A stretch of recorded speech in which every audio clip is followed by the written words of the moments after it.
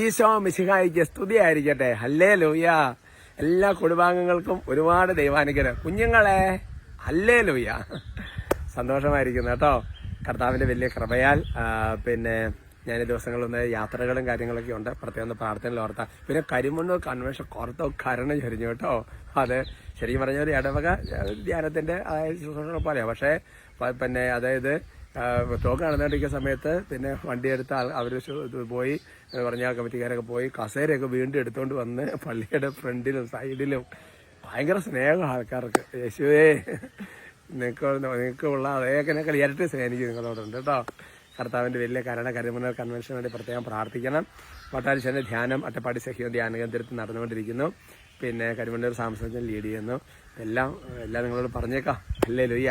പ്രിയമുള്ള സഹോദരങ്ങളെ, ഇന്ന് പ്രത്യേകം പ്രാർത്ഥിക്കാൻ വേണ്ടി പോകുന്നത്, എനിക്ക് വേണ്ടി ആരെങ്കിലും ഒന്ന് മനസ്സിലാക്കാനുണ്ടായിരുന്നെങ്കിൽ, ഒന്ന് പ്രാർത്ഥിക്കാനുണ്ടായിരുന്നെങ്കിൽ, ആരുമില്ലല്ലോ. അങ്ങനെ നിസ്സഹായതയിലിരിക്കുന്ന വ്യക്തികൾക്ക് വേണ്ടി പ്രാർത്ഥിക്കുക. അങ്ങനെയുള്ള കൊണ്ട് നിങ്ങൾ പ്രാർത്ഥിച്ചു കഴിഞ്ഞാൽ അവർക്ക് നമ്മുടെ പ്രാർത്ഥന അങ്ങനെ അപ്പം നമുക്ക് വേണ്ടിയിട്ടല്ലേ ഇപ്പോൾ പ്രാർത്ഥിക്കുന്നത്. അപ്പം ആർക്കാണ് പ്രാർത്ഥന ആവശ്യമുള്ളത് അത് സ്വർഗ്ഗം അത് എത്തിച്ചു കൊടുത്തോളും. പരിശുദ്ധ അമ്മ ഇടപെട്ടോളും. അവർക്കൊരു വലിയ ദൈവാനുഗ്രഹം. ഓർക്കാപ്പുറത്ത് ഇങ്ങനെ ചിന്തിച്ച് നോക്കി, ഒരു നിർവാഹമില്ലാതിരിക്കുന്ന സമയത്ത് എന്തെങ്കിലും വെച്ചാൽ പൈസ കിട്ടുന്ന പോലെയാണ് ഈ ഒരുപാട് അങ്ങനെ ഇരിക്കുന്ന വ്യക്തികൾക്കാണ് പ്രത്യേകം പ്രാർത്ഥിക്കാം കേട്ടോ. നന്മ നിറഞ്ഞ മറിയമേ സ്വസ്തി, കർത്താവ് അങ്ങയോട് കൂടെ സ്ത്രീകളിൽ അങ്ങ് അനുഗ്രഹിക്കപ്പെട്ടവളാകും. അങ്ങയുടെ ഉദരത്തിന് ഫലമായി ഈശോ അനുഗ്രഹിക്കപ്പെട്ടവനാ. പരിശുദ്ധ മറിയമേ തമ്പുരാന്റെ അമ്മേ, പാപികളായ ഞങ്ങൾക്ക് വേണ്ടി ഇപ്പോഴും ഞങ്ങളുടെ മരണസമയത്തും തമ്പുരാനോട് അപേക്ഷിച്ച് പറയണമേ. ആമേൻ. Praise the lord. പ്രിയമുള്ള സഹോദരങ്ങളെ, ഇന്നത്തെ നമ്മുടെ വിഷയത്തിന്റെ തലക്കെട്ട് ഹെബ്രായ ലേഖനം 12-ാമത്തെ അധ്യായത്തിൽ 2-ാമത്തെ വാക്യത്തിന്റെ ബി ഭാഗമാണ്. തലക്കെട്ട് ഇതെങ്ങനെയാണ്? ഇത് വകവയ്ക്കരുത് എന്നുള്ളതാണ്. ചില ആൾക്കാർ തന്നെ ആരെയും വകവയ്ക്കില്ല, അല്ലേ? എന്നെ ആരെയും വകവയ്ക്കില്ല, അങ്ങനത്തെ ചില പ്രകൃതങ്ങളുണ്ട്. അത് വലിയ കാര്യമുള്ള കാര്യമൊന്നുമില്ല, മനസ്സിലാകുന്നില്ല. അത് എളിമയുടെ കുറവ് കൊണ്ടൊക്കെയാണ്, അഹങ്കാരത്തിന്റെ കൂടുതൽ കൊണ്ടൊക്കെ ആവാം. എന്നാൽ എൻ്റെ പ്രിയപ്പെട്ട സഹോദരങ്ങളെ, ഇപ്പൊ പറയാൻ പോകുന്ന വചനം കൊണ്ട് പറയാം. എന്നാൽ ഈശോക്കുറിച്ച് പറയാണ്, അവൻ തനിക്കുണ്ടായിരുന്ന സന്തോഷം ഉപേക്ഷിച്ച് അവമാനം വകവയ്ക്കാതെ കുരിശ് ക്ഷമയോടെ സ്വീകരിച്ചു. ദൈവസിംഹാസനത്തെ വലതുഭാഗത്ത് അവൻ അവരോധിക്കപ്പെടുകയും ചെയ്തു. അപ്പൊ ഈ വചനത്തിന്റെ തുടക്കം കഴിഞ്ഞ കുറച്ച് ദിവസങ്ങൾക്ക് മുമ്പ് പറഞ്ഞിട്ടുണ്ടായിരുന്നു. അതായത് ഇതാണ്, നമ്മളെ വിഷമിപ്പിക്കുന്ന ഭാരവും പാപവും ഒക്കെ നമുക്ക് നീക്കിക്കളയാം. കാരണം പിന്നെ സ്വർഗത്തിലെ ഇതൊക്കെ കടന്നുപോയ വിശുദ്ധാത്മാക്കളുടെ സാക്ഷികൾ വലിയ സമൂഹം നമുക്കുണ്ട്. അതിനുശേഷം പിന്നെ അടുത്ത ദിവസം നമ്മൾ അതിന്റെ തൊട്ടടുത്ത വചനം നമ്മൾ കണ്ടായിരുന്നു. വിശ്വാസത്തിന്റെ നാഥനും അതിൽ പൂർണ്ണതയിൽ എത്തിച്ചതിനുമായ ഈശോ മിശിഹായ യേശുക്രിസ്തുവിനെ കണ്ടുകൊണ്ട് വേണം നമ്മൾ ഓടാൻ. എന്നിട്ട് ആ ഈശോയുടെ ചില പ്രത്യേകത പറയാൻ, അവൻ തനിക്കുണ്ടായിരുന്ന സന്തോഷം ഉപേക്ഷിച്ചു. എന്റെ പ്രിയപ്പെട്ട സഹോദരങ്ങൾ, നമുക്ക് ഉപേക്ഷിക്കാൻ ഒരു ബുദ്ധിമുട്ടുള്ള സംഗതിയാണ് സന്തോഷം, അല്ലേ? ചില സന്തോഷം ഉപേക്ഷിക്കണം. നിങ്ങൾ ചിന്തിച്ചു നോക്കിയേ, ഓരോ വിശുദ്ധാത്മാക്കളും എന്തുമാത്രം ഉപേക്ഷിച്ചു. അവർക്ക് കിട്ടാവുന്ന ഒരുപാട് ബഹുമതികൾ, അല്ലേ? ഒരുപാട് സ്ഥാനമാനങ്ങൾ, ഈ ലോകത്തിന്റെ ഒരുപാട് സന്തോഷങ്ങൾ, ഇതെല്ലാം വേണ്ടാന്ന് വെക്കുമല്ലേ? ഞാൻ ചിന്തിച്ചു നോക്കിയേ, ആ സന്തോഷങ്ങളെല്ലാം ഉപേക്ഷിച്ചു. അടുത്ത സ്റ്റെപ്പ്, അപമാനം വകവച്ചില്ല.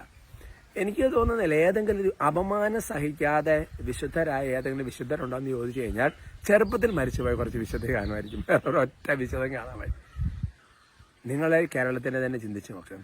ശാവറപിതാവ് മുതൽ അങ്ങോട്ട് പിടിച്ചോ, അൽഫോൺസ മുതൽ, എവ്പ്രാസിയാമ്മ മുതൽ, മദർ മറിയം ത്രേസ്യ, അല്ലേ? വാഴ്ത്തപ്പെട്ട കുഞ്ഞച്ച മുതൽ, അല്ലെങ്കിൽ എന്താ പറയുക ദേവസഹായം പിള്ള മുതൽ, ചിന്തിച്ചു നോക്കിയേ. ഏതെങ്കിലും വിധത്തിൽ അപമാനം. അത് നിങ്ങൾ ഗ്രേറ്റ് സയൻസിന് എടുത്താലും അമ്മ ത്രേസ്യയോ എന്തുമാത്രം അവരെ അപമാനം സഹിച്ചെന്ന് ചോദിച്ചു, അല്ലേ? നമുക്കാണെങ്കിൽ അല്ലേ അപമാനം അങ്ങോട്ട്, അത് വകവയ്ക്കുക, പേരങ്ങോട്ട് പോകുന്നു, തൽപ്പേരങ്ങോട്ട് പോകുന്നു. എന്റെ പ്രിയപ്പെട്ട സഹോദരൻ, നമുക്ക് വിശുദ്ധരാകാനൊക്കെ ഒരു വിളിയുണ്ടെങ്കിൽ നമ്മുടെ പേരും സൽപ്പേരൊക്കെ എടുത്ത് കളയും. തെറ്റ് ചെയ്തിട്ട് സൽപ്പേര് എടുത്ത് കളയുന്ന ആൾക്കാരുണ്ട്. അത് ഈ ഗണത്തിൽ പെടിയല്ല, അത് അവനവന്റെ വകുപ്പ്. അതല്ല ഉദ്ദേശിക്കുന്നത്, ഒരു കാരണമില്ല. ഞാൻ കണ്ടിട്ടുണ്ട്. ഞാനിങ്ങനെ ചിലപ്പോഴൊക്കെ നമുക്ക് വളരെ പേഴ്സണലായിട്ട് ഓരോ വ്യക്തികളെയൊക്കെ അറിയാം. അപ്പം ഞങ്ങൾക്ക് അവർക്കെതിരെയൊക്കെ മനുഷ്യർ പറഞ്ഞുണ്ടാക്കുന്ന കാര്യങ്ങൾ കേൾക്കുമ്പോൾ ഞാൻ ഓർക്കും. എന്നും ഞാനിങ്ങനെ വേറെ കാര്യത്തോട് ചർച്ച ചെയ്ത് പറഞ്ഞു, ഇതൊക്കെ വിധി ദിവസത്തിൽ ഇതിന് കണക്ക് കൊടുക്കണ്ടേ? ചരിത്രം എഴുതുമ്പോൾ യേശുവിനെ ക്രൂശിച്ച യഹൂദരെ പോലെയൊക്കെ നിനക്ക് അവർ മാറ്റപ്പെടുമല്ലോ എന്നൊക്കെ ഞാനിങ്ങനെ ചിന്തിക്കും. അത് ചിന്തിച്ചു കഴിഞ്ഞാൽ പാവം, അങ്ങനെ വിധിയായിത്തീരും.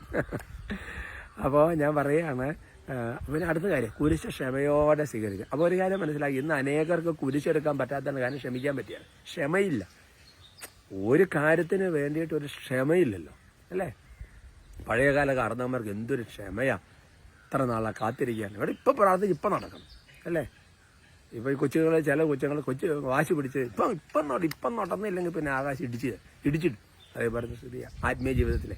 നന്നായി വരും കേട്ടോ. അങ്ങനെയൊക്കെ ഉണ്ടെങ്കിലാണ് സ്വർഗസിംഹാസനത്തിൽ അല്ലേ വലതുഭാഗത്തേക്ക് അവരോധിക്കാൻ വേണ്ടി പെടും. അപ്പം നമ്മൾ സ്വർഗസിംഹാസനത്തിലല്ലേ ഈശോയുടെ വലതുഭാഗത്തിരിക്കണം ഇടതുഭാഗത്തിരിക്കണം എന്നൊക്കെ യാക്കോബ് അവനെ ശ്രമിച്ചു. ഏതെങ്കിലും സൈഡിലെങ്കിലും ഒരു സീറ്റ് വേണ്ടേ? അപ്പം അതുകൊണ്ട് അങ്ങനെയൊക്കെ വേണമെന്നുണ്ടെങ്കിൽ എൻ്റെ പ്രിയപ്പെട്ട സഹോദരങ്ങളെ സന്തോഷം ഒരുപാട് ഉപേക്ഷിക്കണം. മദ്യം നിനക്ക് സന്തോഷം തരിക, അത് യഥാർത്ഥ സന്തോഷമാണ്, കുറച്ച് ഉപേക്ഷിക്കാം അല്ലേ? നിനക്ക് സന്തോഷം തരുന്ന ഒരുപാട് തരത്തിലുള്ള സംഗതികളാണ്, ഉപേക്ഷിച്ച് അപമാനം പകവെച്ചിട്ട്. ചിലപ്പോൾ ഒരു നല്ല കാര്യത്തിനൊക്കെ കയറി ഒരുപാട് അപമാനം സഹിക്കേണ്ടി വരും അല്ലേ? കുരിശ് ക്ഷമയോടെ അങ്ങോട്ട് എടുത്ത് അല്ലേ? നോമ്പുകാലമല്ലേ, കർത്താവ് ഒരുക്കും. ശനിഗ്രഹം കേട്ടോ ഇവിടെയുണ്ട്. സ്തുതിക്കാം. ഹല്ലേലൂയ ഹല്ലേലൂയ ഹല്ലേലൂയ ഹല്ലേലൂയ. ഉച്ചത്ത് സ്തുതിക്കാം. യേശുവേ ഞങ്ങളങ്ങനെ സ്തുതിക്കുന്നു, ആരാധിക്കുന്നു, നന്ദി പറയുന്നു, മഹത്വപ്പെടുത്തുന്നു. ഹല്ലേലൂയ ഹല്ലേലൂയ ഹല്ലേലൂയ. കർത്താവ് അവിടുത്തെ അത്ഭുതകരമായ ശക്തി കൊണ്ട് അത്ഭുതകരമായ കൃപ കൊണ്ട് ഓരോരുത്തരും നേരിടും. നിങ്ങളെ ശല്യം ചെയ്യുന്ന എല്ലാ ദുഷ്ടാരികളും പൈശാചിക വീടുകളും ശല്യങ്ങളെ ബാധകളെ ഭൂതങ്ങളെ തടസ്സങ്ങളെ യേശുവിന്റെ നാമത്തിൽ ബന്ധിച്ച് ബഹിഷ്കരിച്ച് കുരിശിന്റെ ചുവട്ടിലേക്ക് ചാടി ഇട്ടോട്. ദൈവത്തിന്റെ കൃപ ശക്തമായിട്ട് ആവശ്യിക്കും. പരിശുദ്ധാത്മാക്കൾ ശക്തമായിട്ട് ആവശ്യിക്കട്ടെ എന്ന് പ്രാർത്ഥിക്കുന്നു. ഓ കർത്താവായ ദൈവമേ, എൻ്റെ പിതാവ് ആരും പ്രാർത്ഥിക്കാൻ ഇല്ലാതെ, പ്രാർത്ഥിക്കാൻ പോലും പറ്റാതെ നിസ്സഹായരായി ആരെങ്കിലും എന്നെ മനസ്സിലാക്കി എനിക്കൊന്ന് പ്രാർത്ഥിക്കാനോ ഉണ്ടായിരുന്നെങ്കിൽ എന്ന് ചിന്തിച്ചിരിക്കുന്ന വ്യക്തികളുടെ അടുത്തേക്ക് ഞങ്ങൾ നടത്തുന്ന പ്രാർത്ഥന ഈശോയുടെ നാമത്തിലെത്തട്ടെ. അവർക്കൊരു അനുഗ്രഹമായി മാറട്ടെ. നിങ്ങളെ, നിങ്ങളുടെ കുടുംബങ്ങളെ, അവരെ പ്രത്യേകം ആശീർവദിക്കും. ഈ വചനം ജീവിക്കാൻ കൃപ ലഭിക്കട്ടെ ഇപ്പോഴും എപ്പോഴും എന്നേക്കും. ആമേൻ.